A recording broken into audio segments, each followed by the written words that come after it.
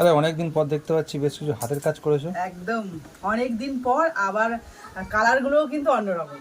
আগে শুধু red colour আর yellow colour ছিল, আর এখন কিন্তু এই যে ব্লু কালার চলে এসছে, আর তার সাথে ইয়েলো। কেমন লাগছে একটু কমেন্টে জানিও। ভাঙা বালতি আমার, এই দেখো ফাটা বালতি। দারুণ হয়েছে, দারুণ হয়েছে। প্রজাপতি কেমন হয়েছে তোমরাই জানিও। আমার বর তো বলে দিল ভালো হয়েছে। শুধু এটা নয়, আরো কয়েকটা কাজ করেছে। এই যে মিষ্টির কি যেন কন্টেনার, সেটাতে এই যে একটা স্মাইলি, শুধুমাত্র একটা স্মাইলি করেছি।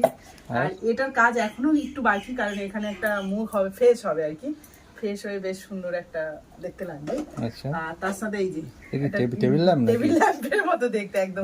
বাল্ব লাগিয়ে দেবো ওর মধ্যে, তাও ভালো লাগবে। তবে হ্যাঁ, বোতলটা যদি একটুখানি এইগুলো ঠিকঠাক থাকতো আরো বেশি ভালো লাগতো। ঠিক আছে, ওটা পিছনে থাকবে আর এটা সামনে থাকবে। মানে তার দিয়ে একটা বাল্ব যদি ছোট উপরে লাগিয়ে দিই তাহলে জ্বালানো যাবে, ঘরে বসিয়ে রাখা যাবে। একদম একদম।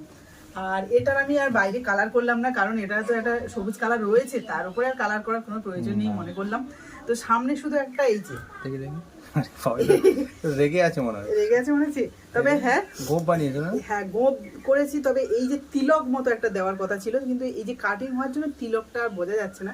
এটা এইখান থেকে টেনে দিলেও হয়, তিলক হয়ে যাবে। পুরোপুরি টেনে দেবো না হলে সিঁদুর মতো মনে হচ্ছে না, যে একটা মানে বউদের যেরকম গোল টিপ থাকে সেরকমই মনে হচ্ছে।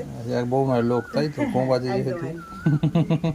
তো কেমন হয়েছে এই কাজগুলো অবশ্যই কিন্তু কমেন্টে জানিও। আর এইগুলোর মধ্যে সমস্ত গাছ ভরা হবে নতুন করে।